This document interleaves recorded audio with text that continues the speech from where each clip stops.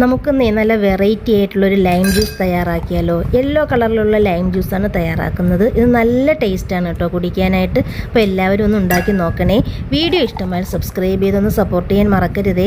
അപ്പോൾ എങ്ങനെയാണ് ടേസ്റ്റി ആയിട്ടുള്ള ലൈം ജ്യൂസ് തയ്യാറാക്കുന്നതെന്ന് നോക്കിയാലോ. അതിന് വേണ്ടിയിട്ട് ഞാൻ ഇവിടെ ഒരു വലിയ പഴുത്ത മാങ്ങ എടുത്തിട്ടുണ്ട്.